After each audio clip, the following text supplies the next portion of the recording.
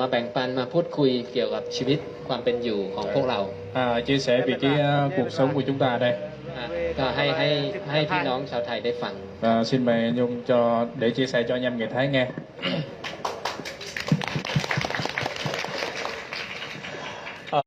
Tôi rất tạ ơn Chúa rất nhiều qua sự mục sư có tổ chức như buổi sáng này, tôi rất cảm động. ก็ขอบคุณพระเจ้าสำหรับคริสตจักรที่ให้เรามีโอกาสในเช้าวันนี้ครับ Lý do gì người Việt Nam chúng tôi nói chung thì người thường ở Tây Nguyên chúng tôi bị sang ở Thái Lan vì có lý do nào? ก็เหตุผลที่พวกเรามาอยู่ในประเทศไทยมันมีเหตุผล Lý do vì chính quyền đàn áp bởi vì tôn giáo bởi đức tin thôi. เพราะว่าอยู่ที่เวียดนามเราถูกข่มเหงเกี่ยวกับศาสนา Cho nên tôi cũng nói về tổng quát về sự đàn áp từ chính quyền cộng sản Việt Nam chúng tôi. ผมก็ขอพูดรวมๆเกี่ยวกับเก็บการข่มเหงของรัฐบาลที่เวียดนามเกี่ยวกับคริสเตียน Từ năm 2002 tôi tin Chúa đến đây 2022 tròn 20 năm. ตั้งแต่ปี 2002 จนถึงปี 2022 ผมเชื่อพระเจ้าได้ 20 ปีแล้ว Cho nên thì tôi cũng tạ ơn Chúa. Sau khi tôi tin Chúa thì chính quyền đàn áp và đánh đập tôi rất dã man cái thời 2002. ขอบคุณพระเจ้าสมัยปี 2002 ตอนที่ผมเชื่อพระเจ้ารัฐบาลก็มีตำรวจมาแล้วก็ตบตีผมข่มเหงผม Sau khi đó họ bắt tôi nhốt tôi trong cái bóng tối 3 tháng rưỡi. หลังจากนั้นเขาก็ขังผมไว้ในห้องมืดประมาณ3 เดือนครึ่ง Cho nên thì tôi không có thấy gì hết. Họ buộc tôi, họ điều tra tôi buộc phải bỏ đạo. Nhưng tôi không có nhất quyết, tôi không có bỏ đạo. ช่วงเวลานั้นผมมองอะไรไม่เห็นเลยทางตำรวจก็บังคับผมให้ผมเลิกติดตามพระเจ้า Cho nên tôi nhất quyết bởi đức tin là Chúa Giêsu là duy nhất trong đời của tôi. แต่ว่าความเชื่อของผมก็เชื่อว่าพระเจ้าเป็นหนึ่งเดียวในชีวิตของผม Sau khi chính quyền họ chuyển tôi đến tại Hà Nam gần Hà Nội kia. หลังจากนั้นทางรัฐบาลก็ย้ายผมมาจากที่สถานที่ขังจากฝั่งที่ขังผมอยู่ไปขังแถวใกล้เมืองฮานอย Sau khi tôi về tù thì gia đình tôi các bà con khác họ không có đến gần gia đình của tôi nữa. หลังจากผมกลับจากคุกที่บ้านก็พี่น้องที่บ้านชาวบ้านแถวบ้านก็เหมือนแบบไม่รู้จักผมเลยไม่รู้จักบ้านผมเลยก็คือแบบทุกคนห่างไกลไปหมด Sau đó các tín đồ thì họ cũng chính quyền đàn áp họ rất dữ dội, họ cũng bỏ đức tin. Sau đó thì họ uống rượu rồi thời gian đó. ช่วงนั้นลูกพระเจ้าที่บ้านคนที่เชื่อพระเจ้าที่บ้านก็ถูกข่มเหงหนักมากเขาก็เลยแบบต้องเลิกไปเลย ก็บางคนก็กลับมากินเหล้าบางคนก็กลับมาใช้ชีวิตแบบคนที่ไม่เชื่อ Sau khi tôi về tù rồi tiếp tục đến ngày 22 tháng 12 2005. หลังจากผมกลับมาจากคุกประมาณเดือนธันวาปี 2005 Thì tổ chức lễ Giáng sinh như thế này. ผมก็ได้ทำกิจกรรมเกี่ยวกับวันคริสต์มาสเหมือนแบบวันนี้ Rồi chính quyền công an họ đến và họ đánh đập chúng tôi rất dã man cái thời điểm 2005 tiếp tục. ตอนนั้นตำรวจเวียดนามก็มาแล้วก็ทุบตีทุกคน Sau đó thì tôi nhất quyết tôi không bỏ đạo vì chính quyền họ lúc đó là họ cho bỏ đạo. Ở đây có anh Min họ cũng đánh đập chung cái thời điểm đó. ตอนนั้นตำรวจก็บังคับให้ผมเลิกติดตามพระเจ้าตอนนั้นก็มีคุณมินอยู่ด้วยคุณมินก็โดนตีด้วย Cho nên họ chỉ là mục đích họ cho tôi bỏ đạo nhưng tôi nhất quyết không bỏ đạo. Rồi sau khi tôi đi học Kinh Thánh ở Sài Gòn họ mỗi lần tôi đi học họ mời tôi liên tục như vậy. ผมก็ไม่ทิ้งพระเจ้าตอนนั้นแต่ว่าผมก็ไปเรียน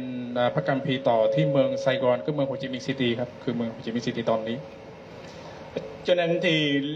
liên tục chính quyền họ đàn áp họ chỉ mục đích họ là cho tôi bỏ đạo nhưng tôi nhất quyết tôi không có bỏ đạo. รัฐบาลก็พยายามจะข่มเหงทำให้ทุกอย่างที่ผมทำอยู่ที่ผมเรียนอยู่มันยากขึ้นคือจุดประสงค์ของเขาคือให้ผมเลิกติดตามพระเจ้าไปเลย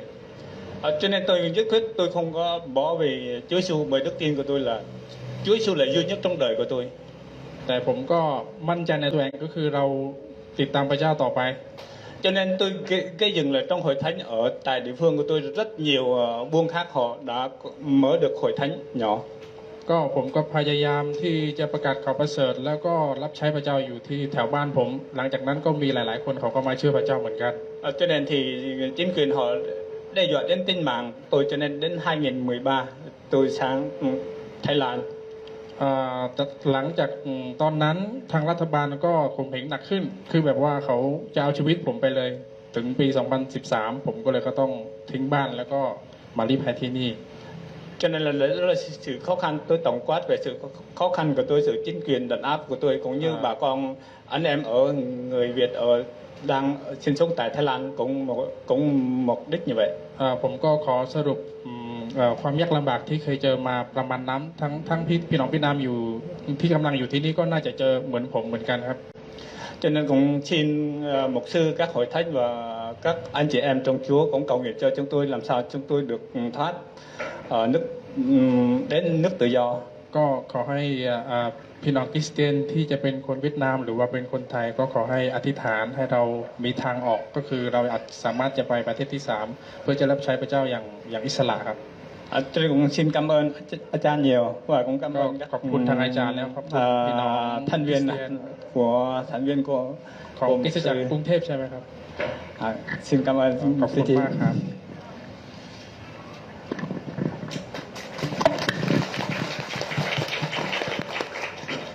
ครับก็ขอบคุณพระเจ้าสำหรับคำพยานจากคุณอุ้มนะครับ Cảm tạ Chúa vì cái lời làm chứng của anh Nhung vừa rồi. ก็เชื่อว่าหนุนใจพวกเราทุกคนที่ติดตามพระเยซูมาก Thì cũng cái lời làm chứng ấy cũng động viên chúng ta là những người đang theo Chúa. ๆ ถ้าเราไม่ทิ้งพระเจ้าพระเจ้าจะไม่ทิ้งเรา Nếu như chúng ta không có vứt bỏ Chúa thì Ngài cũng không bao giờ vứt bỏ chúng ta. พระเจ้ารักเราเสมอนะครับ Chúa แม้ luôn เรา luôn จะไม่ yêu น่า thương รัก chúng ta. Cho dù là chúng ta không có đáng để được yêu. ครับเดี๋ยวช่วงเวลาต่อไปนะครับ จะฟังคำหนุนใจนะครับจากอาจารย์จักรพันธ์นะครับ Sau đây thì chúng ta sẽ được lắng nghe cái lời động viên từ mục sư Chakapan. ครับขอเชิญครับอาจารย์ครับ Mời mục sư. รู้สึกตื่นเต้นแล้วก็ดีใจที่ได้เจอพวกเรา Tôi cũng cảm thấy đó hồi hộp nhưng mà rất là vui khi được gặp tất cả chúng ta. ถ้าเราเป็นคนที่เชื่อพระเยซู หมายความว่าเราเป็นพี่น้องกัน Nếu như chúng ta là những người tin Chúa Giêsu thì có nghĩa chúng ta là anh em với nhau. เมื่อเราเป็นพี่น้องกันนั้นหมายความว่าเรามีพระเจ้าองค์เดียวกันที่เป็นพระบิดาของเรา Anh em ở đây có nghĩa là chúng ta có Chúa là cha của chúng ta. พระเจ้าได้สอนเราว่าพระเจ้าทรงเป็นความรัก Chúa đã dạy chúng ta rằng Chúa là tình yêu. ผู้ใดไม่รักก็ไม่มีพระเจ้า Nếu như ai không có yêu thì cũng không có Chúa. ถ้าเราซึ่งเป็นคริสเตียนไทยไม่รักพี่น้องโดยเฉพาะเป็นคริสเตียนเวียดนาม เราก็ไม่มีพระเจ้า Nếu như chúng tôi là con cái Chúa người Thái mà chúng tôi không có yêu thương con cái Chúa người Việt Nam thì chúng tôi cũng không có Chúa. ดังนั้นวันนี้นะครับอยากจะบอกว่าเรารักพวกท่านจริง Và hôm nay chúng tôi muốn nói rằng chúng tôi yêu anh chị em. ๆและเป็นเรื่องที่ถ้าพระเจ้าไม่ทรงนำนะฮะเราคงไม่รู้จักพวกท่าน Và cũng là một câu chuyện nếu như Chúa không có dẫn lối thì tôi cũng không thể biết được anh chị em. ครับผู้ปกครองชิมที่เมื่อกี้เป็นพิธีกรนะครับเขารู้จักเพื่อนที่อเมริกา Anh Chim vừa rồi thì anh Chim biết có người bạn ở bên Mỹ. แล้วติดต่อมาบอกว่าตอนนี้เพื่อนเขามีครอบครัวหนึ่งที่นมัสการอยู่ที่เมืองไทยเป็นคนเวียดนาม Và cái người bạn đó liên lạc với anh Chim rằng có bà là bà có một người bạn, một gia đình của bạn bà đang ở Thái Lan và đang thờ phượng Chúa ở đó. แล้วก็มีความทุกข์มากบางครั้งก็ได้กินบางครั้งก็ไม่มีกิน Và đang rất là khó khăn, đôi lúc có ăn nhưng mà đôi lúc không có ăn. กับด้วยความรักของพระเจ้านะครับผู้ปกครองชิมก็มีโอกาสมาเจอกลุ่มนี้นะครับก็อาจารย์จอดยอนด้วยครับ Bằng tình yêu thương của Chúa thì anh Chim đã gặp được cái nhóm của chúng tôi, nghĩa là nhóm của anh rồi gặp cả tôi nữa. หลังจากนั้นก็ได้แบ่งปันให้กับคริสตจักรนะฮะมหาพรฟังเราก็รู้สึกห่วงใยและอยากจะทำอะไรบางอย่าง Và sau đó anh Chim đã chia sẻ cho hội thánh Bà Hạ Phon và trong hội thánh thì người ta cũng cảm thấy cảm động rồi và muốn chia sẻ cái gì đó cho anh chị em của chúng ta. ฉะนั้นวันนี้อยากจะหนุนใจนะครับพวกเราจากพระคำของพระเจ้า Hôm nay muốn động viên anh chị em trong từ trong cái lời của Chúa. ในพระธรรมลูกาบทที่2ข้อ8ถึงข้อ11 Trong Luca đoạn 2 từ câu 8 tới câu 14. ได้กล่าวว่าในแถบนั้นมีคนเลี้ยงแกะอยู่กลางทุ่งนากำลังเฝ้าฝูงแกะของตนครับลูกาบทที่2ก็8ครับเดี๋ยวจะอ่านเป็นภาษาเวียดนามให้ Mẹ พี่ em น้อง mở ฟังนะ trong Luca. Trong Luca đoạn 2 từ câu 8 tới câu 14. ข้อ8ถึง11ภาษาเวียดนาม ครับ Trong Luca đoạn 2 từ câu 8 tới câu 14 chép rằng cũng trong vùng ấy có mấy người chăn chiên trú ngoài đồng thức đêm canh giữa bầy chiên, một thiên sứ của Chúa hiện đến với họ, vinh quang của Chúa chói rạng chung quanh nên họ rất sợ hãi. Nhưng thiên sứ bảo họ đừng sợ, này ta báo cho các ngươi một tin lành, đây sẽ là niềm vui lớn cho mọi người, vì hôm nay tại thành David một đấng cứu thế là đấng Christ là Chúa được sinh ra cho các ngươi. Đây là dấu hiệu để các ngươi nhận ra Ngài. Các ngươi sẽ gặp một con trẻ bọc bằng khăn nằm trong bắn cỏ. Bỗng nhiên có muôn vàn thiên binh cùng với thiên sứ ngợi ca Đức Chúa Trời rằng vinh danh Thiên Chúa trên trời, bình an dưới đất, ân ban cho loài người. ครับพระคัมภีร์บอกว่าพระเยซูนะครับมาบังเกิด Trong Kinh Thánh nói rằng Chúa Giêsu giáng sanh ที่เมืองของดาวิด trong thành David. นั่นแสดงว่าคริสต์มาสเนี่ยหัวใจอยู่ที่พระเยซู Có nghĩa là cái mùa Giáng sinh này, cái trái tim của chúng ta hướng về Chúa Giêsu. วันคริสต์มาสเราจะได้ยินเสียงเพลงเราจะเห็นต้นคริสต์มาสนะครับ Ngày Giáng sinh chúng ta sẽ lắng nghe những cái bài hát, là chúng ta sẽ thấy những cái cây thông Giáng sinh. แต่สิ่งเหล่านี้เป็นตัวประกอบทั้งนั้น Nhưng những cái điều đó chỉ là những cái điều trang trí thôi. และอีกอย่างในงวันคริสต์มาสที่ไม่ใช่ก็คือไม่ใช่วันเกิดซานตาคลอส Và một cái Giáng sinh nữa không phải là Giáng sinh, có nghĩa là Giáng sinh không phải là cái ngày sanh của ông già Noel. ผมสนใจคำพูดของทูตสวรรค์เมื่อมาปรากฏกับคนเลี้ยงแกะ Chúng ta hãy để ý tới cái lời nói của thiên sứ khi mà nói về những người chăn chiên.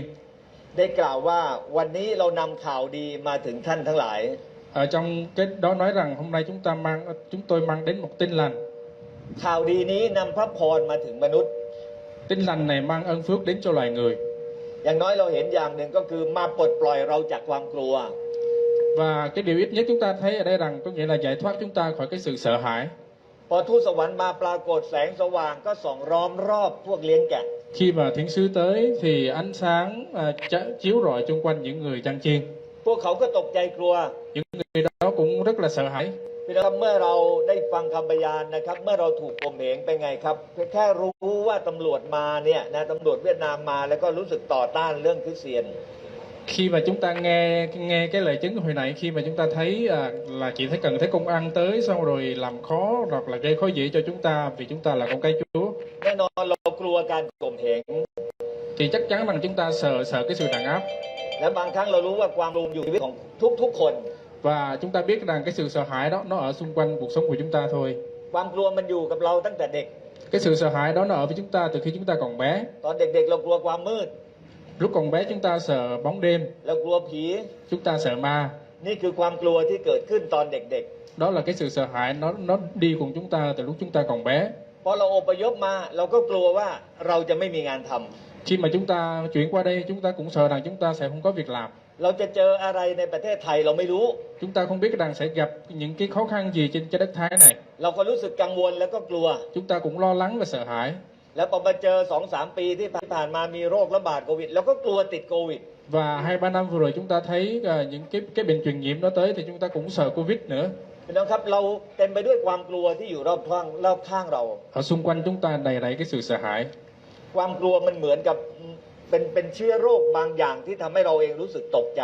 Sự sợ hãi nó giống như là một cái virus gì đó, nó làm cho chúng ta phải sợ nó. และเมื่อความกลัวมันอยู่ในชีวิตของเราเนี่ยมันจะดึงดูดกำลังใจของเราออกไป Và khi cái sự sợ hãi nó ở trong lòng chúng ta thì nó lấy đi cái sức mạnh trong lòng của chúng ta. บางครั้งเราท้อใจ Đôi lúc chúng ta cảm thấy rất là bất mãn. เราอยู่ที่นี่นะครับเราไม่รู้ว่าเราจะอยู่นานแค่ไหน Chúng ta ở đây chúng ta không biết rằng chúng ta ở bao lâu. เราอยากจะลี้ไปประเทศที่สามแต่ไม่รู้เมื่อไหร่จะได้ไป Chúng ta muốn đi cái đất nước thứ ba nhưng mà chúng ta không biết khi nào mình mới được đi. คุณจอนเนี่ยอยู่มา10 ปีแล้วยังไม่ได้ไปไหน Giống như John ở đây hơn 10 năm rồi cũng chưa được đi đâu luôn. รู้อย่างเดียวว่ายังโสดอยู่ Chỉ biết là mình vẫn còn độc thân thôi. แน่นอนที่สุดนะครับเมื่อเรากลัวบางครั้งเรานอนไม่หลับ Chắc chắn rằng đôi khi chúng ta sợ hãi, chúng ta không thể ngủ được. เราเครียด Chúng ta cảm thấy lo lắng, เรา căng ไม่ thẳng. รู้ว่าวันพรุ่งนี้จะเกิดอะไรขึ้นกับ Chúng เรา ta không biết là ngày mai cái điều gì sẽ xảy đến với chúng ta. แต่ความจริงข่าวดีในวันคริสต์มาสมาบอกเราว่าอย่ากลัวเลย Nhưng mà thật ra cái tin lành trong ngày Giáng sinh nói với chúng ta rằng đừng sợ. ทูตสวรรค์ปรากฏกับคนเลี้ยงแกะบอกอย่ากลัวเลย Thiên sứ nói với những người chăn chiên rằng đừng sợ. คนเลี้ยงแกะนะครับผมคิดว่าเขาไม่น่าจะกลัวเหมือนพวกเรา Những người chăn chiên đó không chắc chắn là tôi nghĩ rằng họ không có sợ giống như chúng ta. เพราะเขาอยู่ในประเทศของเขา Bởi vì họ ở trong cái đất nước của họ. เพียงแต่เขากลัวว่าทูตสวรรค์นะผีหรือเปล่า Nhưng mà họ chỉ sợ cái lúc đó là thiên sứ có phải là ma quỷ gì hay không. แต่ผมเชื่อว่าพวกเรากลัวมากกว่านั้น Nhưng mà tôi tin rằng anh chị em chúng ta ở đây sợ hơn những người chăn chiên đó. แต่อยากจะบอกว่าถ้าเราพบพระเยซูจริงๆเรามีพระเยซูจริงๆเราไม่จำเป็นต้องกลัว Nhưng mà tôi muốn nói rằng nếu như chúng ta thực sự có Chúa Giêsu thì chúng ta không cần phải sợ. เพราะพระเยซูสามารถกระจัดความกลัวไปจากชีวิตของเราได้ Bởi vì Chúa Giêsu có thể lấy đi cái sự sợ hãi từ trong cuộc sống của chúng ta.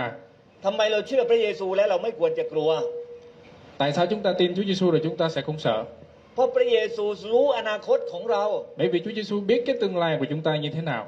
ก่อนที่พระเยซูคริสต์จะมาบังเกิดมีคำพยากรณ์มีคำทำนายมากกว่า300คำพยากรณ์บอกว่าพระเยซูจะมา Trước khi Chúa Giêsu Giáng sinh thì đã có nhiều cái lời tiên tri, hơn 300 cái lời tiên tri nói tới เมื่ sự อเรา Giáng อ่าน sinh พ của ระคัม Chúa. ภีร์พระคัมภีร์บอกว่าในอนาคตจะเกิดอะไรขึ้น Khi mà chúng ta đọc Kinh Thánh chúng ta sẽ thấy được Kinh Thánh nói điều gì sẽ xảy ra trong tương lai. ดังนั้นเราไม่ควรกลัวจะมากเกินไป Bởi vì thế nên chúng ta không cần phải quá sợ hãi ถ้าเรามีพระเยซู nếu như chúng ta có Chúa Giêsu. อนาคตของเราพระเยซูรู้หมด Tương lai của chúng ta Chúa Giêsu đều biết. วันพรุ่งนี้ผมไม่รู้อะไรจะเกิดขึ้น Ngày mai tôi không có biết cái điều gì xảy ra. แต่ผมรู้ว่าผมอยู่ในพระหัตถ์ของพระเจ้า Nhưng mà tôi biết rằng tôi ở trong cánh tay của Chúa. ผมจึงไม่กลัว Cho nên tôi không có sợ. ยิ่งกว่านั้นพระเยซูมีฤทธิ์ที่จะควบคุมสถานการณ์ในชีวิตของเราได้ Hơn thế nữa, Chúa Giêsu có quyền năng để mà điều khiển được những cái tình huống đến với đời sống của chúng ta. ถ้าพระเยซูมีแผนการจะให้เราลี้ภัยไปต่างประเทศพระองค์ก็จะทำให้แผนการข Nếu อง như พระเจ้า Chúa สำเร็จ Giêsu có kế hoạch cho chúng ta đi qua một nước thứ ba để tị nạn thì Chúa sẽ làm điều đó. และถ้าพระเจ้าให้เราลี้ภัยอยู่ในประเทศไทย พระเจ้าก็มีแผนการดีสำหรับพวกเรา Còn nếu như Chúa có kế hoạch cho chúng ta tị nạn ở tại Thái Lan thì Chúa cũng có những cái kế hoạch tốt cho chúng ta.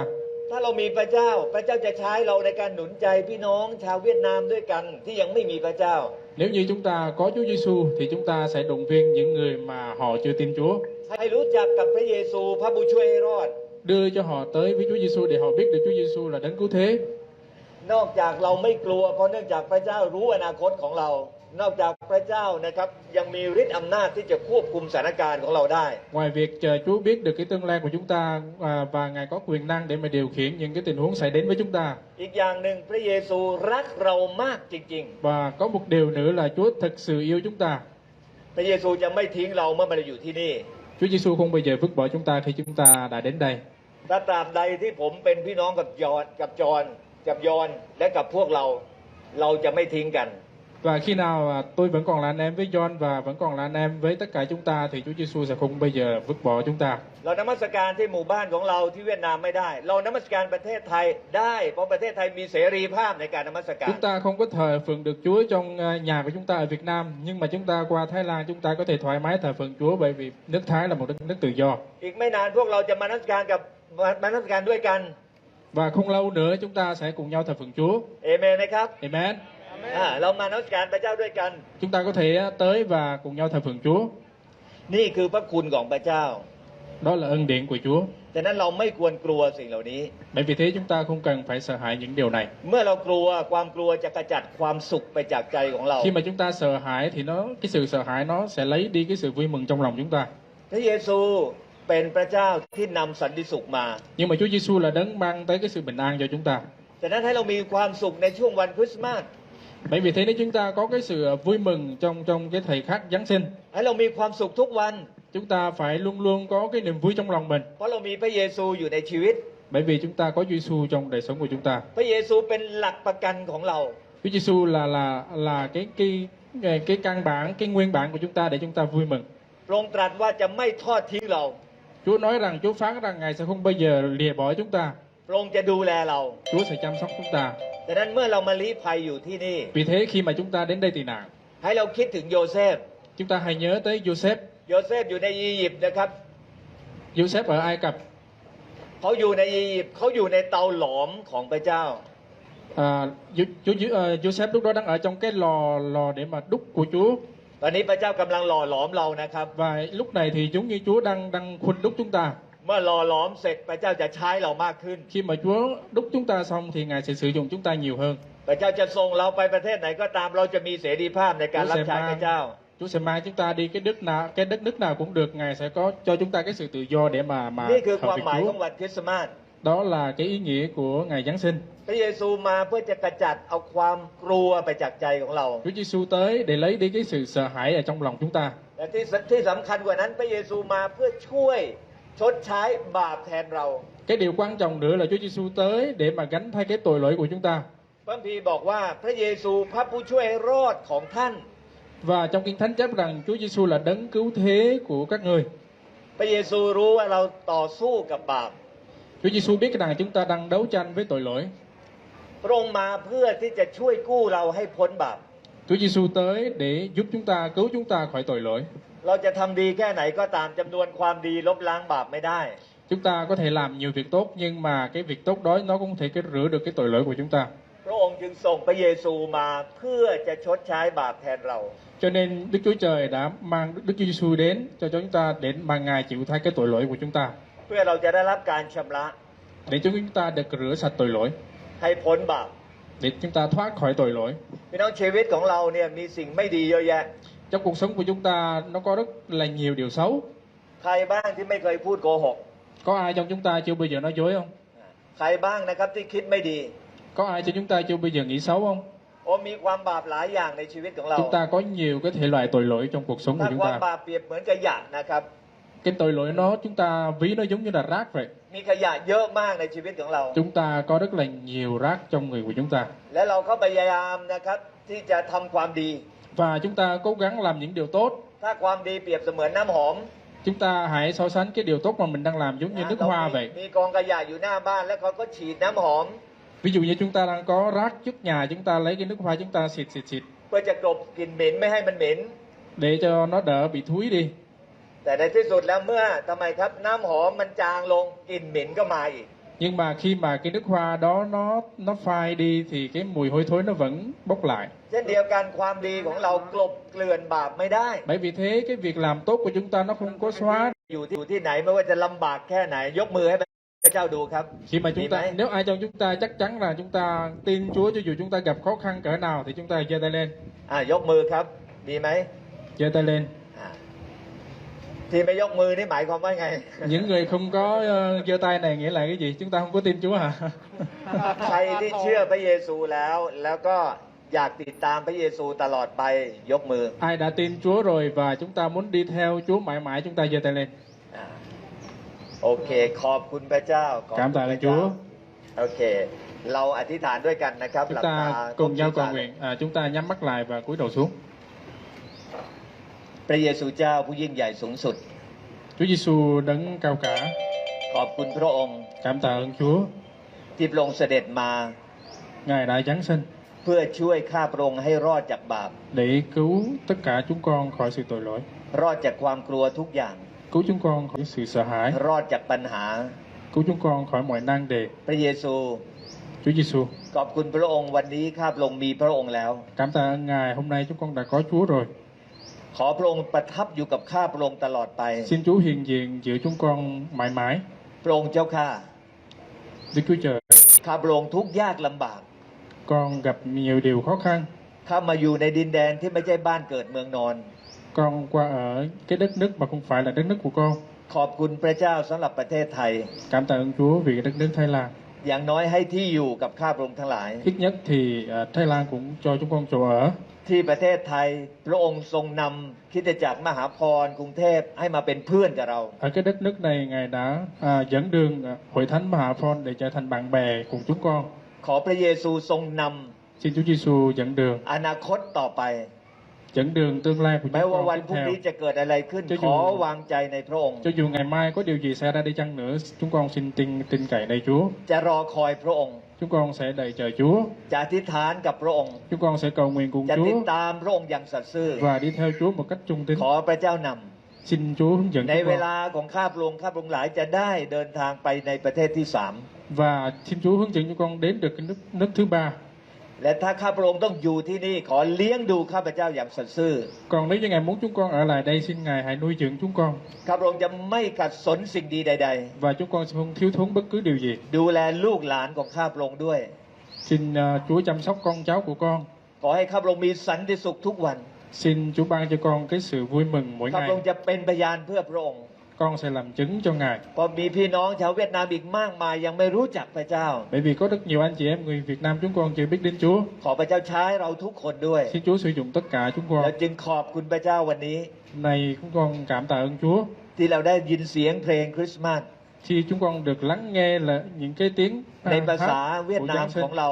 trong tiếng Việt của chúng con. ขอบคุณพระเยซู Cảm tạ ơn Chúa Giêsu ที่พระองค์ยืนยันเราอีกครั้งว่า khi Chúa chắc chắn rằng อย่ากลัวเลยเราจะอยู่กับเจ้า Chúa phán chúng ta rằng đừng sợ, ta sẽ ở cùng các ngươi, เราจะอวยพรเจ้า ta sẽ ban phước cho các ngươi, เราจะดูแลเจ้า ta sẽ chăm sóc các ngươi ในดินแดนที่เจ้าไม่เคยมา trong cái đất nước mà các ngươi chưa từng tới, และพระเจ้าจะอยู่กับเรา và Chúa sẽ ở cùng chúng ta. ขอบคุณพระเยซู Cảm tạ ơn Chúa Giêsu. ในพระนามพระเยซูคริสต์เจ้า Trong danh Chúa Giêsu. อาเมน Amen. อาเมนไปหาคนข้างๆบอกสุขสันต์วันคริสต์มาสเป็นภาษา Chúng ta có thể nói với người bên cạnh của mình là chúc mừng Giáng sinh. อ่า Chúng ta có thể tìm và nói với